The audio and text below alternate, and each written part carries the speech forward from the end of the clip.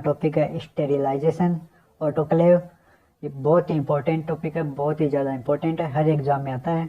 अब मैं बात बता दूं, मैंने स्टेरिलाइजेशन की इसके 2 वीडियो बनाए हैं। पहला वीडियो जो आपके सामने है और दूसरा वीडियो है वो आपको कल मॉर्निंग में मिलेगा, जो केमिकल स्टेरिलाइजेशन पे होगा। ये वीडियो है, ये फिजिकल स्टेरिलाइजेशन पे है। ठीक है, दोनों वीडियो बहुत इंपॉर्टेंट है, तो प्लीज़ आप इसको पूरा देखिए वीडियो को। चलो शुरू करते हैं। बात करता हूँ इंट्रोडक्शन की कि स्टेरिलाइजेशन होता क्या है। स्टेरिलाइजेशन एक ऐसा प्रोसीजर है जिसके द्वारा कोई भी आर्टिकल है, इक्विपमेंट है, उसकी सरफेस को हम माइक्रो ऑर्गेनिज्म से मुक्त रख सकते हैं। ठीक है, तो माइक्रो ऑर्गेनिज्म है उससे मुक्त रख सकते हैं। तो माइक्रो ऑर्गेनिज्म है वो वेजिटेटिव फॉर्म में भी हो सकता है और स्पोर फॉर्म में हो सकता है। अब आप ये सोचोगे कि वेजिटेटिव और स्पोर फॉर्म होती क्या है। डेफिनेशन में आपने पहले भी पढ़ा होगा, अब मैं बता देता हूँ। वेजिटेटिव होती क्या है कि वेजिटेटिव वो होते हैं जो डिजीज को प्रोड्यूस कर सकते हैं, वो क्या होते हैं वेजिटेटिव। लेकिन स्पोर क्या होते हैं, स्पोर ये डिजीज प्रोड्यूस नहीं कर सकते, लेकिन ये बैक्टीरिया की ऐसे मतलब ऐसा टाइप है, ऐसे स्ट्रॉन्ग टाइप है जो बुरी से बुरी कंडीशन में भी जीवित रह सकते हैं। वो क्या है स्पोर। जैसे आपने सुना होगा कि जो भी बॉइलिंग मेथड है, यानी बॉइलिंग मेथड है, उससे यानी बैक्टीरिया, कई बैक्टीरिया वो नष्ट तो हो जाते हैं, लेकिन उनके स्पोर है वो नष्ट नहीं होते। ठीक है, अब बात करता हूँ मैं इसके क्लासिफिकेशन की। क्लासिफिकेशन मैंने बताया कि फिजिकल और केमिकल। केमिकल का डिस्क्राइब मैं नेक्स्ट वीडियो में करूँगा, इसमें बात करूँगा मैं सिर्फ फिजिकल स्टेरिलाइजेशन की। फिजिकल को 4 भागों में बांटा गया है, हीट, सनलाइट, रेडिएशन और फिल्ट्रेशन। हीट को फिर से 2 भागों में बांटा गया है, ड्राई हीट और मॉइस्ट हीट। ठीक है, अब मैं आपको इसका पूरा विवरण में आगे बताता जाऊंगा, तो चलिए शुरू करते हैं। अब मैं बात करता हूँ फिजिकल स्टेरिलाइजेशन की। फिजिकल स्टेरिलाइजेशन में पहला क्या है, सनलाइट। सनलाइट मतलब जो सूर्य की रोशनी होती है उसके द्वारा स्टेरिलाइजेशन कैसे होगा। जो भी नदियाँ हैं और जो नेचुरल पानी के टैंक हैं उस पर जो सनलाइट होती है वो कौन सा जर्मिसाइडल इफेक्ट डालती है, जिसके कारण वो क्या होते हैं स्टेरिलाइजेशन हो जाते हैं, मतलब वो फ्री फ्रॉम बैक्टीरिया हो जाते हैं। ठीक है, हीट। अब मैं बात करता हूँ हीट की। हीट ये मोस्ट रिलायबल मेथड है। इसको 2 भागों में बांटा गया है, ड्राई हीट और मॉइस्ट हीट। ड्राई हीट इसके द्वारा ड्राई हीट का मतलब ये काम कैसे करता है। ड्राई हीट है इस मेथड में जब यानी कोई भी माइक्रो ऑर्गेनिज्म है वो ड्राई हीट की संपर्क में आता है तो उसकी प्रोटीन का डीनेचुरेशन होने लगता है। ठीक है, ड्राई हीट को 4 भागों में बांटा गया है, रेड हीट, फ्लेमिंग, इंसिनरेशन और हॉट एयर ओवन। अब बात करता हूँ मैं रेड हीट की। रेड हीट में क्या होता है, इसमें यानी हम जो भी कोई ऑब्जेक्ट है हम उसको यानी आग में तब तक गर्म करते हैं जब तक वो पूरा लाल ना हो जाए। इसका इसी से नाम से पता चलता है रेड हीट। अब इससे हम स्टेरिलाइजेशन कौन से इक्विपमेंट करेंगे, इनोकुलेटिंग लूप्स और वायर्स। ठीक है, सेकंड मेथड था ड्राई हीट का, वो कौन सा था, फ्लेमिंग। फ्लेमिंग इसमें यानी ऑब्जेक्ट को हम जो फ्लेम होती है उससे पास आउट करेंगे। सिर्फ इसमें यह नहीं कि उसको हम रखेंगे, सिर्फ आग की जो लपट होती है उससे निकालेंगे। जैसे ग्लास स्लाइड है, स्कैल्पेल्स है। ठीक है, और ये सेकंड चॉइस ऑफ मेथड है किसका, वायर स्टेरिलाइजेशन का। फर्स्ट कौन सा था, फर्स्ट था रेड हीट। अब बात करता हूँ मैं इंसिनरेशन की। इंसिनरेशन बहुत ज़्यादा काम में लिया जाने वाला एक मेथड है। इसमें ये किस पे काम करता है, ये हाई टेम्परेचर और ड्राई ऑक्सीडेशन मेथड पे काम करता है। हाई टेम्परेचर मतलब इसमें जो टेम्परेचर होता है वो 1400 से 2200 डिग्री फ़ारेनहाइट और सेल्सियस में 870 से 1200 डिग्री सेल्सियस। ठीक है, अब इसके द्वारा कौन से जो यानी स्टेरिलाइजेशन काम करते हैं, जैसे जो भी पैथोलॉजिकल मटेरियल है हॉस्पिटल का, ह्यूमन एनाटॉमिकल वेस्ट है, ड्रेसिंग है, प्लास्टर है, बॉडी ऑर्गन है, और जैसे वैसे मैं कहूँ तो जो भी येलो बैग मटेरियल है बायोमेडिकल वेस्ट का, जो येलो बैग देखा हुआ है उसमें जो भी मटेरियल आता है उसको हम क्या करते हैं, इंसिनरेट करते हैं। ठीक है, ये जो डायग्राम ये इंसिनरेशन का है इसमें समझाया है। इसमें एक साइड से देखो जो भी वेस्ट मटेरियल है वो डालते हैं, वो जाता है ड्राई हीट के द्वारा, उसमें क्या होता है ऑक्सीडेशन हो जाता है, नीचे राख बन जाती है और ऊपर जो भी ये धुआं जाने का एक ये देख सकते हैं आप डायग्राम में, ये निकल जाता है। ठीक है, अब बात करता हूँ मैं फोर्थ की। फोर्थ ड्राई हीट का टाइप है hot air oven. Hot air oven बहुत ही इंपॉर्टेंट है, मैंने इसमें एक हाईलाइट करके पहली लाइन लिखी हुई है, बहुत ही ज़्यादा इंपॉर्टेंट है। क्या है? First choice method of glass product sterilization. जो भी यानी ग्लास के जितने भी इक्विपमेंट है उसका फर्स्ट चॉइस कौन सा है स्टेरिलाइजेशन के लिए? Hot air oven. लाइन को दोबारा पढ़िए, बहुत ही इंपॉर्टेंट है, जो भी मैंने इसमें हाईलाइट किया है इंपॉर्टेंट है।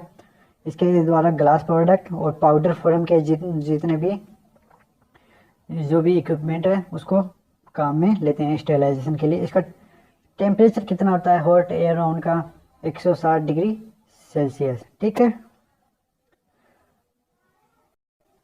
और इसमें यानी हॉट एयर ओवन में जो भी हम इक्विपमेंट रखते हैं वो एल्यूमिनियम फॉयल होती है, एल्यूमिनियम फॉयल होती है, उसमें लपेट कर अंदर हॉट एयर ओवन के अंदर रख देते हैं, ठीक है। अब बात करता हूँ मैं moist heat sterilization. Moist heat sterilization इसका 3 भागों में बांटा गया है। टेम्परेचर के आधार पे, टेम्परेचर 100 डिग्री से कम हो सेल्सियस से, टेम्परेचर 100 डिग्री सेल्सियस के बराबर हो, और थर्ड है टेम्परेचर 100 डिग्री सेंटीग्रेड जो सेल्सियस है उससे ज़्यादा हो, ठीक है। अब मैं बात करता हूँ टेम्परेचर बिलो 100 डिग्री सेल्सियस। इसमें 100 डिग्री सेल्सियस में स्टेरिलाइजेशन करते हैं, उसमें कौन सा है? पहला pasteurization of milk. Pasteurization milk ये 2 मेथड से करते हैं, होल्डर मेथड और flash method. Holder method temperature इसमें 63 degree centigrade for 30 minute. Flash method इसमें टेम्परेचर हो 72 degree centigrade for celsius for 20 seconds, ठीक है। ये इंस्पिरेशन ये आप PDF में पढ़ना, जो इम्पोर्टेंट है मैं सिर्फ वही बताऊंगा। वैक्सीन बात आप PDF में पढ़ लेना, PDF आप ये डाउनलोड कर लेना, डिस्क्रिप्शन में इसका लिंक दे दूंगा, वेबसाइट से ले लेना आप PDF फाइल। चलिए मैं बात करता हूँ दूसरी इंपॉर्टेंट की, temperature at 100 degree Celsius. Boiling आपने सभी को पता है कि पानी 100 डिग्री सेल्सियस पे उबलता है, ठीक है। तो इसमें जो 100 डिग्री सेल्सियस है वो कितनी देर के लिए रखेंगे, बॉइलिंग करेंगे? 20 से 30 मिनट। इसमें मैंने नोट लगा कि एक चीज़ लिखी है, कभी भी शार्प इक्विपमेंट होते हैं, शार्प मतलब जो नुकीले होते हैं, उनको बॉइलिंग मेथड से स्टेरिलाइज नहीं करना चाहिए। क्यों? क्योंकि जो भी शार्प इक्विपमेंट है वो बॉइलिंग मेथड से क्या हो सकते हैं? ब्लंट हो सकते हैं। ब्लंट मतलब जिसको बोलते हैं ना, उसकी धार खत्म हो सकती है वो, ठीक है। अब इसका सेकंड है टिंडलाइजेशन। इसमें जो सीरम है, शुगर कल्चर मीडिया है, उसका स्टेरिलाइजेशन करते हैं। थर्ड बात करता हूँ मैं ऑटोक्लेव की, सबसे ज़्यादा इम्पोर्टेंट है, बहुत ज़्यादा इम्पोर्टेंट है, जितनी इम्पोर्टेंस बताऊँ उतनी कम है, सभी को पता है इसके बारे में। अब मैं बात करता हूँ ऑटोक्लेव की। ये 100 डिग्री जो सेल्सियस है उससे ऊपर काम करता है।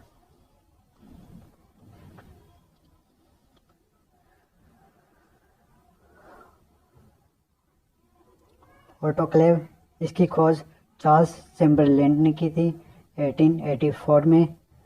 ये most reliable method of sterilization है। यानी एग्जाम में आपके पास क्वेश्चन आए कि most reliable method of sterilization, तो आप ऑप्शन में बिना देखे आप ऑटोक्लेव कर देना। ये क्वेश्चन बहुत बार पूछा गया है, बहुत इंपॉर्टेंट है।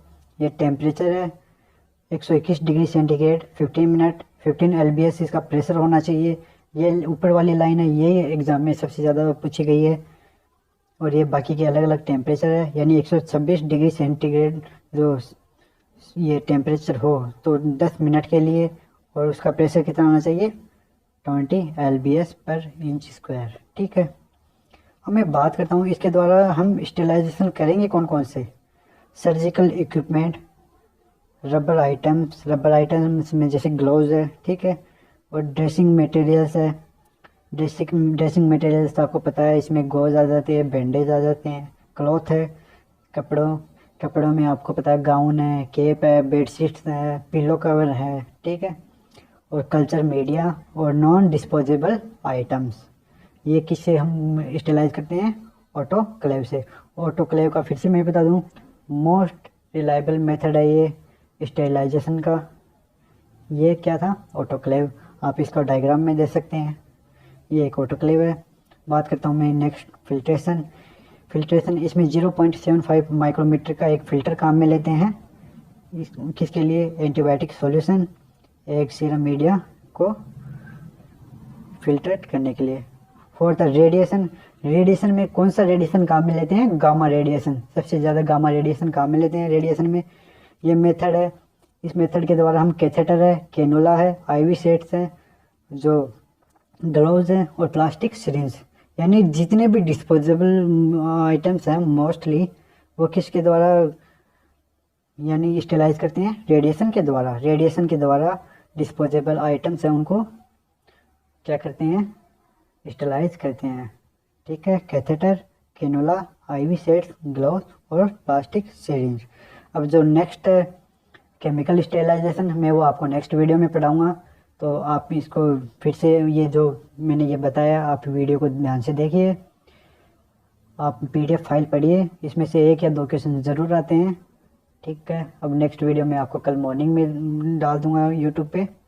अगर आपको वीडियो पसंद आया तो इसे लाइक कीजिए, अपने दोस्तों को भी शेयर कीजिए, और अगर अभी तक आपने मेरे चैनल को सब्सक्राइब नहीं किया है तो चैनल को सब्सक्राइब ज़रूर कीजिए। इससे मेरे आगे आने वाले वीडियोज़ है या कोई भी नोटिफिकेशन है वो आपको मिलती रहेगी। Thank you.